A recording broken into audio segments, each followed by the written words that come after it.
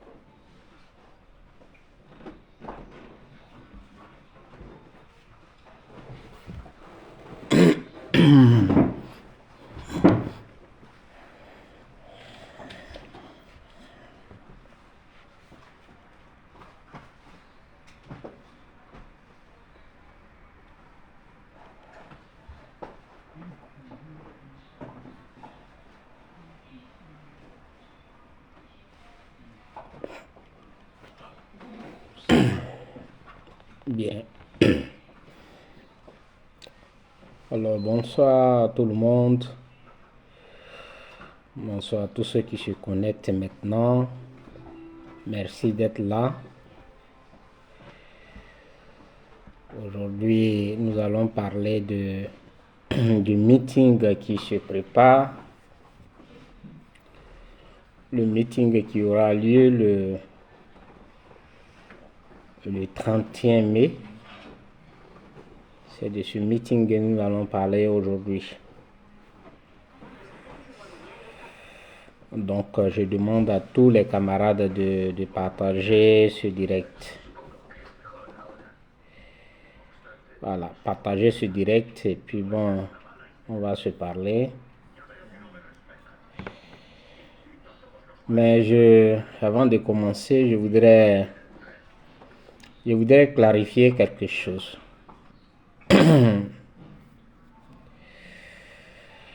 Moi, depuis que j'ai commencé à faire les vidéos, il y a des débats dans lesquels je n'aime pas me mettre. Et pour ceux qui m'ont suivi, qui me suivent jusqu'à présent, ils peuvent le témoigner. Même quand j'écris, il y a des débats que j'évite beaucoup. Mais comme on veut nous envoyer sur un terrain, et c'est pourquoi nous allons tous sur ce terrain-là. Parce que chacun a sa dignité. Chacun a son image à protéger. Ce n'est pas au nom d'une personne, on va dire que non, telle personne est là, donc ne dites rien, regardez, ils vont faire. Non, c'est pas comme ça. Au moins, si on nous demande de ne rien dire, c'est que la personne pour qui on nous dit de ne pas parler va prendre la parole pour parler enfin, pour dire que arrêtez. Mais lorsque la personne n'ose même pas prendre la parole, ça veut dire que elle est d'accord avec ce que ceux qui parlent en son nom font. Qu'est-ce que ça veut dire? Il n'y a pas mille manières de tirer une conclusion dans ça.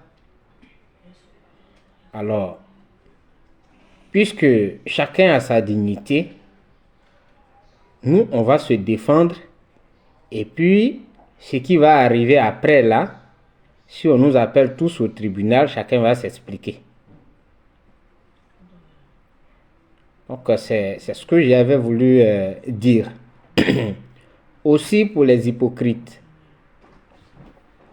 Parce que souvent quand vous vous présentez comme des conseillers, quand les autres réagissent, vous vous présentez comme des conseillers.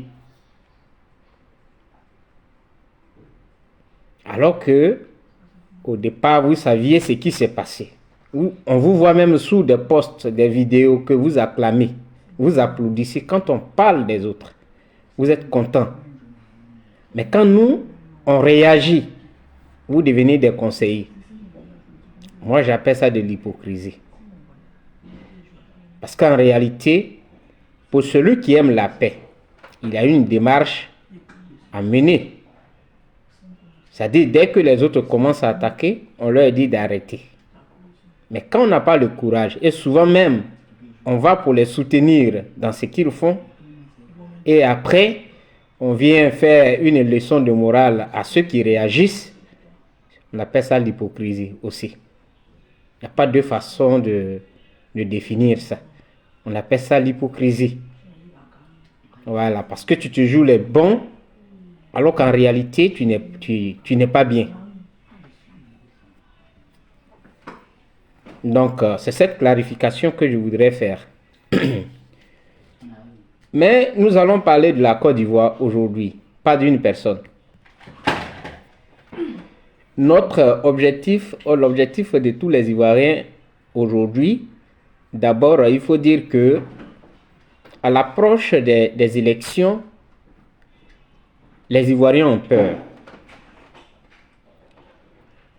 Tous les Ivoiriens ont peur parce qu'ils se posent beaucoup de questions. Qu'est-ce qui va se passer?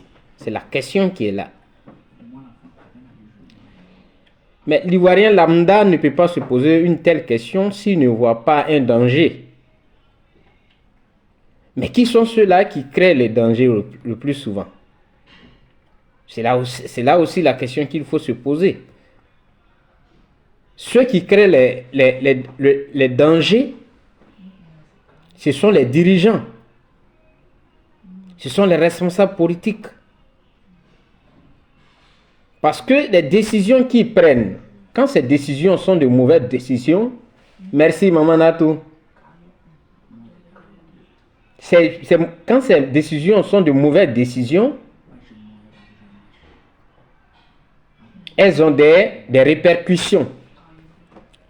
Et ces répercussions sont souvent désastreuses pour les populations et pour les citoyens lambda.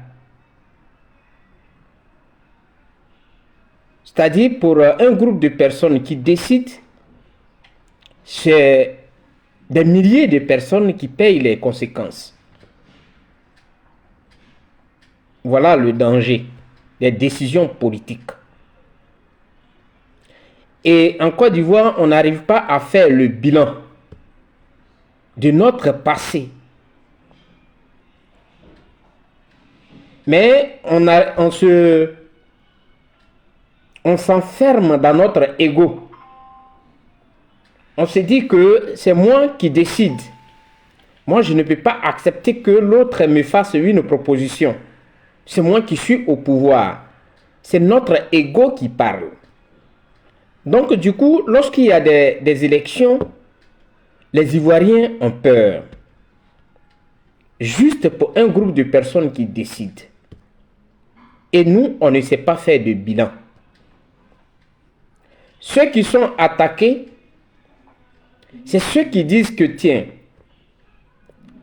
il y a eu des années où on a souffert. Il faut qu'on change de paradigme. Et quand on va changer de paradigme, on le fait pour notre peuple. Parce que si moi, je suis un leader politique, c'est-à-dire que j'ai tous les moyens. J'ai les moyens pour avoir l'information juste. Donc, je peux anticiper. Ce qui veut dire que si le danger doit venir, il y a longtemps, je suis sorti du pays avec ma famille. Et ceux qui ne sont pas des leaders, ceux qui n'ont pas ces moyens, ils font comment? C'est la question que un politique, un leader doit se poser. On n'est pas leader pour soi-même. On est plutôt leader pour ceux qui nous écoutent. Pour ceux qui ont placé leur confiance en nous. Et ceux-là qui comptent sur nous. Pour ces peuples, ces bas peuples-là, nous sommes leaders. Pour lutter pour leurs intérêts. même si on lutte pour notre propre intérêt. Mais c'est d'abord leur intérêt qui passe avant le nôtre. Ces personnes-là, pour ces personnes, il faut créer des conditions de paix. Mais on ne sait pas faire le bilan. Des décennies, la Côte d'Ivoire est toujours dans cette situation. De crise en crise. On part de crise en crise. Mais personne ne s'assoit pour dire que qu'est-ce qu'on fait, comment on s'oriente pour éviter cela. Mais on préfère plutôt montrer les muscles. Et pour ceux qui ne veulent pas montrer les muscles, qui proposent autre chose, ils deviennent les traîtres. Il a trahi. Il allait manger. Il est faible. Il a peur. Il n'est pas garçon. Voici des mots qu'on sort. On oublie que hier, il y a des gens qui ont payé de leur vie pour une décision politique. Et souvent même, ils n'ont rien à voir avec la décision politique. Et souvent même, ils ne font même pas la politique. Mais c'est eux qui prennent les pots cassés. Personne ne veut penser à ça. Mais c'est mon moi là qui prime. Donc aujourd'hui, nous sommes face à une autre situation qui est l'exclusion des leaders politiques par le parti au pouvoir. Il y a des concessions à faire à ces partis-là, à ce parti au pouvoir. Nous avons toujours demandé une discussion.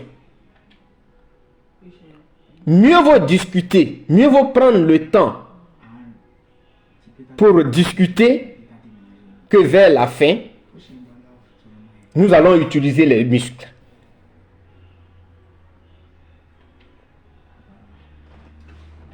Donc, notre démarche dans laquelle nous sommes aujourd'hui, le pouvoir doit comprendre cette démarche. Et le président Charles Blé Goudé le dit, c'est dans l'intérêt du pouvoir, ce n'est pas être faible. S'asseoir et discuter avec l'opposition et trouver des solutions aux problèmes que posent les partis de l'opposition, ce n'est pas une faiblesse. Celui qui sort gagnant dans ça, mais c'est celui qui est au pouvoir qui sort gagnant. Parce qu'on dirait que c'est grâce à lui, il y a eu des élections apaisées. Ce n'est pas une faiblesse. Et c'est ce que nous disons. Combien de morts comptons-nous, même quand il y a élection du chef du village? Quand il y a élection d'un président de quartier, combien de morts comptons-nous? Pour juste une élection, il va y avoir des morts. Et c'est ça que nous, on refuse chez nous. C'est pourquoi on appelle au dialogue. C'est pourquoi on demande que maintenant tout soit fait depuis la base, dès la base, avant d'arriver aux élections. Les élections ne doivent pas être pour nous un enfer en Côte d'Ivoire.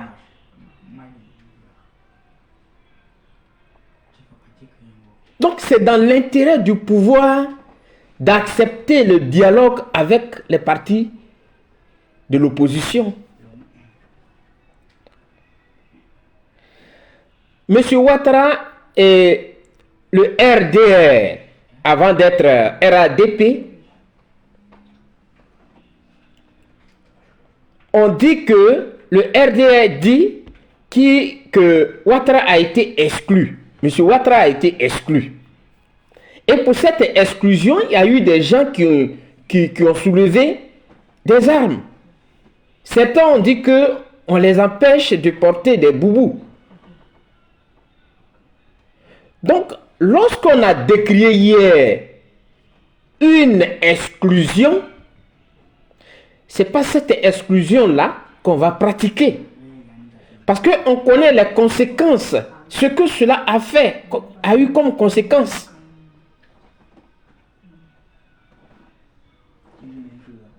Non, il faut ouvrir le jeu politique, permettre aux gens d'aller aux élections. Que ces élections-là soient des élections exclusives et inclusives. Et surtout inclusives.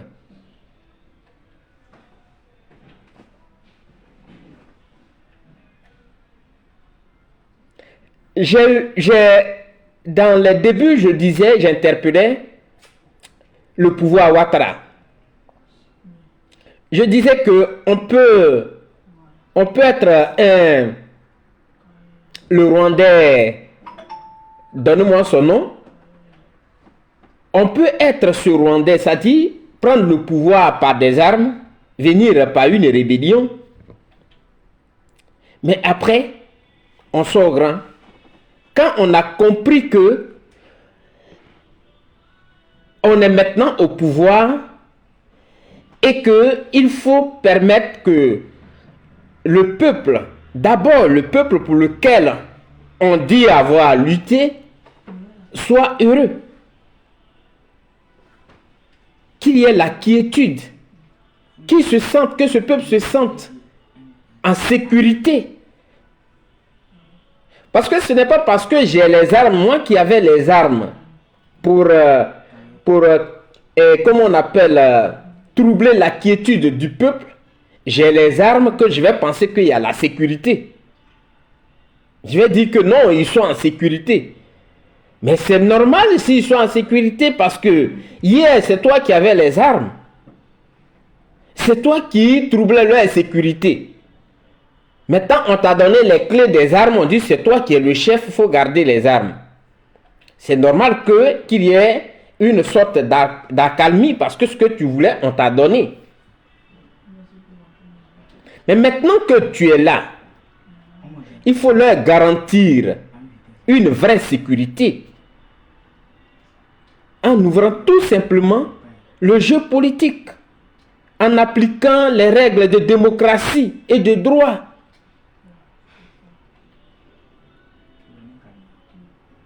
Parce qu'il y a des gens qui sont là, qui se disent que quand Ouattara ne sera pas là, eux ils deviennent quoi? Et donc il faut qu'il soit là, Ouattara soit là. Il faut prendre des décisions, comment on appelle ça? Des décisions qui n'ont rien à voir. Paul Kagame, merci bien Stanis. Mais ces décisions qui n'ont aucune base juridique. Parce que quand on enlève les noms des gens sur la liste électorale, sous prétexte que ces personnes ont été condamnées, c'est une injustice, une grosse injustice. Ce n'est pas normal. Alors que Ouattara pouvait sortir par la grande porte. C'est vrai que tu es venu par des armes comme Paul Kagame, mais tu peux partir en laissant même le pays dans la tranquillité. Les discours qui se tiennent me donnent l'impression que la Côte d'Ivoire appartient au RDP, mais surtout à Ouattara, parce que quand on dit c'est Ouattara qui tient la paix, il ne sait pas dans quel sens on emploie ce mot-là. Est-ce une façon de dire de confirmer qu'effectivement la quiétude des Ivoiriens était ébranlée par Ouattara? Parce que s'il n'est pas là, il sera encore ébranlé? Ou quel est le message que ces lieutenants veulent véhiculer? Parce que c'est simple, hein? C'est eux qui disaient sur le plateau de télévision, le français, il est élastique. Mais quand il est élastique, pour ne pas qu'il soit élastique, il faut être explicite pour que celui qui t'écoute, il puisse comprendre. Donc, ici, on ne comprend pas. Quand Bakongo dit que la paix, elle est garantie parce que Ouattara est là, bon, est-il en train de nous dire que, effectivement, c'est Ouattara qui troublait la quiétude des Ivoiriens? Et donc, tant que Ouattara sera là, les Ivoiriens seront dans cette posture-là, dans un semblant de quiétude. C'est cette information qu'il est en train de passer, je crois. Si ce n'est pas le cas, je pense qu'il doit changer cette façon de parler. Parce que ce n'est pas normal. Vous êtes venu dans des conditions que tout le monde sait. Mais en même temps, il ne faut pas donner l'impression que la Côte d'Ivoire vous appartient à vous. Il ne faut pas donner cette impression. C'est pourquoi nous voulons nous asseoir avec eux. Parce que les explications qu'on donne sur le plateau de la télévision, on est dans un déni de droit. On est dans un déni de droit. Oui, bonsoir Marie Gourou. Et Niaou, pardon. On est dans un déni de droit. Des gens que l'État de Côte d'Ivoire prend, qu'il envoie à La Haye pour y être jugés, prétestant que la justice ivoirienne n'a pas les éléments suffisants, les moyens suffisants pour pouvoir juger ces personnes-là. On les envoie à La Haye, où ils ont été jugés, acquittés, sans même présenter un seul témoin. Quand ces personnes-là reviennent, il faut les laisser compétir. C'est eux qui ont écrit sur leurs journaux. Ils sont partis, ils ne reviendront plus. Ils n'ont plus de chance pour revenir. C'est terminé. C'est eux qui écrivaient ça sur les journaux, dans leurs journaux. C'est comme ça. Alors donc, quand vous faites des choses, il faudrait que vous les fassiez dans les normes. Osman Moubarak. Bon, moi je ne vais pas rentrer dans ce débat. Peut-être que tu veux que je tombe dans une diversion. Voilà. Sinon, je ne vais pas tomber dans cette diversion. Quand on écoute le RADP qui est devenu défenseur d'un organe qui n'a rien à voir avec le RADP, comment est-ce qu'on peut vous expliquer ça, Osman? Comment on doit vous expliquer cela? C'est ça. La CEI, sauf si vous nous dites que la CEI est une section du RADP, là tout de suite je vous donne raison. Mais la CEI, on dit commission électorale indépendante, qui est totalement différent d'un parti politique. Mais qui sont ceux qui défendent la CEI sur la question des noms qui ont été enlevés? Même la justice. Comme vous n'êtes pas là, qui sont ceux qui défendent, qui disent qu'on ne mettra pas leur nom? Quand M. Cissé Bakongo dit on ne mettra pas son nom, il fait partie du juge et de la justice. Quel est son rôle? Quand il dit ça, est-ce que c'est à lui que l'opposition parle? Quand ils disent le nom de Gbagbo, il faut qu'on mette le nom de Gbagbo, bien de Blé Goudé sur la liste électorale. Et que Bakongo prend la parole pour dire qu'on ne mettra pas son nom. Comment est-ce qu'on doit vous expliquer ça? Donc vous voyez, vous avez la réponse, monsieur Hirschman. C'est la réponse que vous avez. Mais moi, je reste ferme sur ce que je dis. Quand on a pris des gens qu'on les a envoyés à La Haye pour y être jugés, il faut accepter les décisions qui ont été données et les réintégrer. Mais il ne faut pas les enlever sur la liste électorale et créer encore d'autres problèmes. C'est de ça que nous voulons parler. C'est pour ça qu'on vous appelle sur la table de discussion. Et surtout que vous vous réclamez des oufietistes. Et quand on parle du fouettisme, ça veut dire que on parle ici de paix. Parce que de notoriété, on dit que Félix Houphouët-Boigny, Félix Houphouët-Boigny est un homme de paix. C'est d'ailleurs pourquoi il y a le prix de paix Félix Houphouët-Boigny. Donc, et lui-même avant de mourir, comme s'il savait, il a dit, la paix dont on parle là, ce n'est pas un vain mot, c'est un comportement. Donc, je pense que c'est à vous il a laissé ça, vous qui êtes au RDP. La paix n'est pas un vain mot, c'est un comportement. Vous voulez que je vous développe cela? Mais je vais vous développer ça. Ça veut dire que il faut avoir un comportement. Il y a des sacrifices à faire pour qu'il y ait la paix.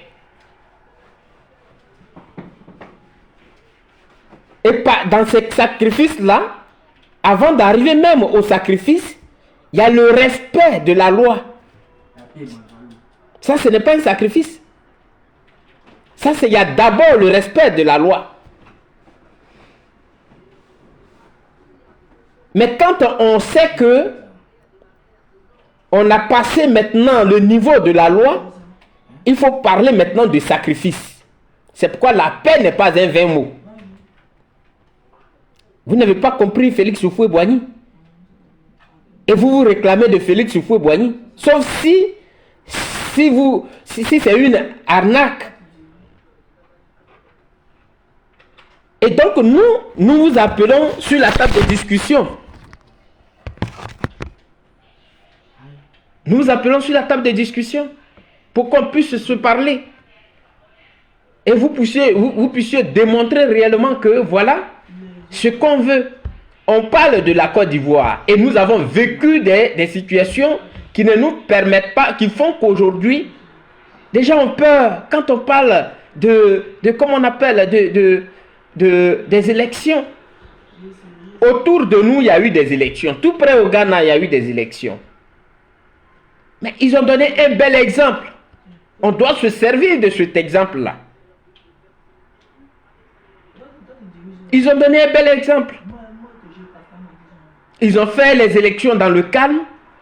Celui qui a perdu, il a reconnu sa défaite et il a salué, il a félicité celui qui a gagné. Après, ils se rendent des visites. La vie ne s'arrête pas là. Et c'est de ça que nous voulons parler. C'est pourquoi on vous convoque, on vous invite à la table de discussion. Voilà qui est clair. Donc, je fais cette vidéo pour soutenir le président Charles Blé Goudé, à qui la responsabilité de l'organisation de ce meeting a été confiée. Ce n'est pas une tâche facile. Et là encore, j'explique pourquoi ce n'est pas une tâche facile. Charles Blé Goudé, étant à la tête de son parti, déjà reçoit des pierres de partout. Et on lui a confié la responsabilité d'organiser ce meeting. C'est aussi ça. Alors, dès qu'on lui a confié cela, des gens qui ne veulent pas de lui veulent qu'il soit isolé. Et donc, on tente aussi de dire à ses amis de l'autre côté des autres partis politiques que non, ce monsieur avec qui vous êtes là, ce n'est pas un homme de confiance. Donc c'est qu'un combat. On cherche à l'écarter. Donc nous, on doit soutenir le président Charles Blé Goudé, l'encourager, même si on n'est pas sur le terrain, depuis nos différentes positions, appeler les Ivoiriens à participer au meeting du 31 mai. Parce que c'est à ce meeting-là, on va demander au pouvoir d'ouvrir le jeu politique. Et c'est ça. Nous, on ne veut plus de guerre en Côte d'Ivoire. On ne veut plus de guerre en Côte d'Ivoire. On ne veut plus qu'on nous appelle dans les téléphones pour dire que, regarde, je suis au champ. On nous a pourchassés, je suis dans mon champ. Je vais me cacher. On ne veut plus de ça.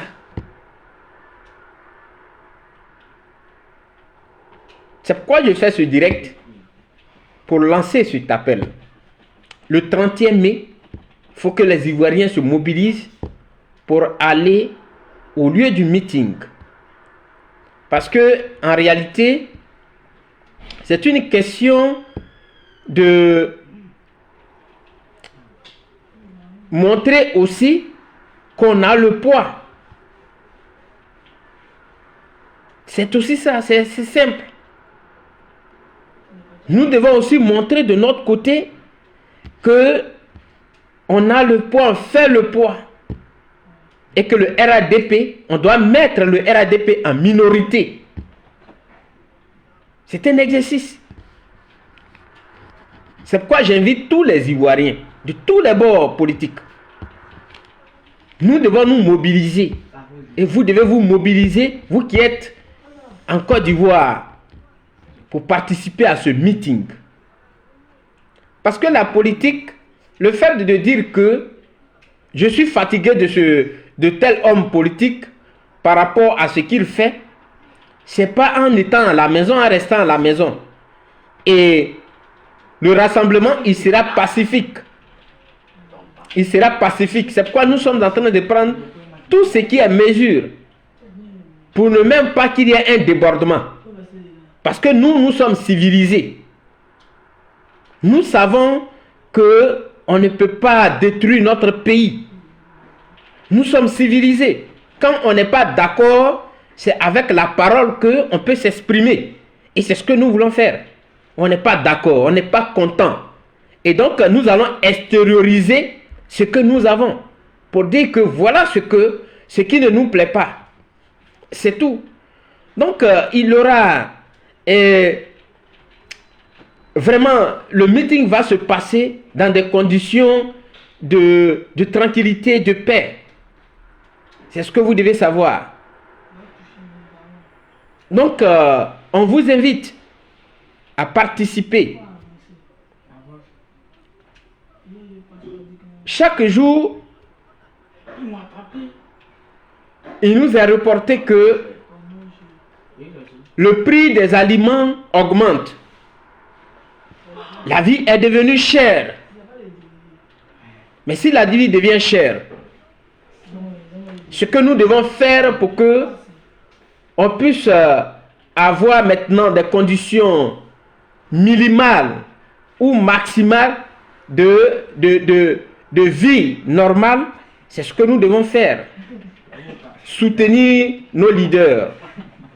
Nous sommes pratiquement à quelques mois des élections. Nous allons demander au pouvoir en place d'ouvrir le jeu politique, de réintégrer ceux dont les noms ont été enlevés sur la liste électorale. Voilà le travail que nous sommes en train de faire. Et les gens doivent le savoir. On ne peut plus rester les bras croisés. Il faut que on se fasse entendre.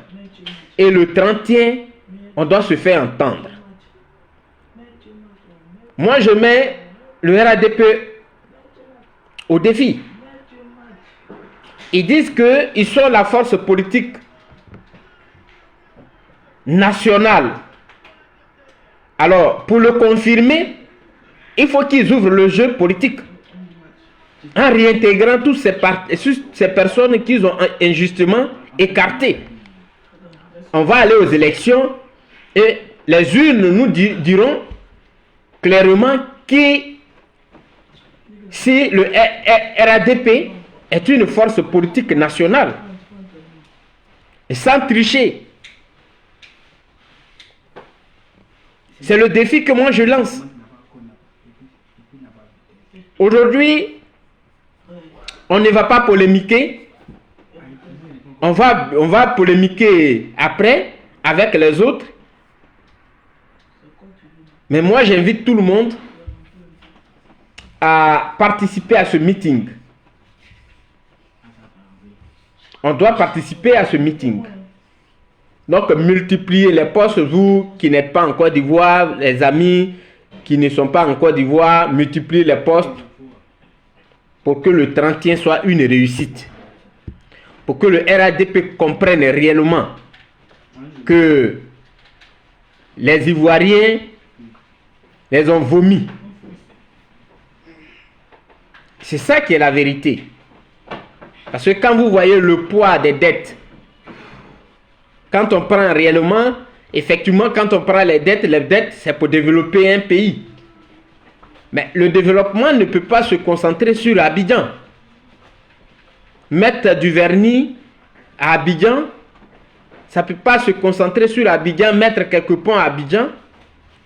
Mais en réalité, il y a des villes où même aller, c'est la galère. Guibera Gagnoa, c'est une tombe. Il n'y a pas de route. Voilà. Donc, c'est un combat que nous devons mener. Et les Ivoiriens doivent, c'est quoi nous avons toujours dit qu'il ne faut pas rester à la maison et dire que les choses sont chères. Quand l'occasion se donne, il faut saisir cette occasion pour te faire entendre. Lorsqu'il y a eu le recensement, on a lancé un appel pour que tout le monde puisse aller se faire recenser, puisse aller se faire enrôler. Parce que la seule voie pour dégager le RADP du pouvoir, c'est pas les urnes. C'est pourquoi on a appelé tout le monde à se faire enrôler. Donc, chers camarades, amis des réseaux sociaux, j'ai fait ce direct pour soutenir l'équipe qui est en train de travailler en ce moment. C'est-à-dire que le président Charles Blé Goudé et toute son équipe. Nous voulons parler à ceux qui sont au pouvoir. Et nous voulons qu'ils nous écoutent et qu'ils ouvrent le jeu politique. Voilà le combat que nous sommes en train de mener. Je voudrais donc vous dire merci pour votre attention. Mais ce que vous devez savoir, c'est que dans la vie, c'est vrai que tout le monde ne peut pas être correct. Ça fait partie de la vie. Tout le monde ne peut pas être correct. Il y a des gens qui sont spécialement là pour mettre les bâtons dans les roues des autres. C'est leur travail. C'est dans ça, ils se sentent à l'aise. Mais il y a aussi une autre catégorie de personnes qui n'aiment pas, qui ne veulent pas. Parce qu'ils se disent que faire du mal aux autres, à autrui, c'est pas une bonne chose. Donc c'est comme ça la vie. Voilà, c'est comme ça, il y a les deux extrémités. Et il y a toujours un combat. Avec les deux extrémités, il y a toujours un combat. Et c'est ce que nous sommes en train de faire. Aujourd'hui, j'ai dit que je ne vais pas polémiquer. Donc, je vais vous laisser. Je voudrais vous souhaiter une très bonne nuit à chacun et à chacune. Que Dieu vous protège. Ciao, ciao.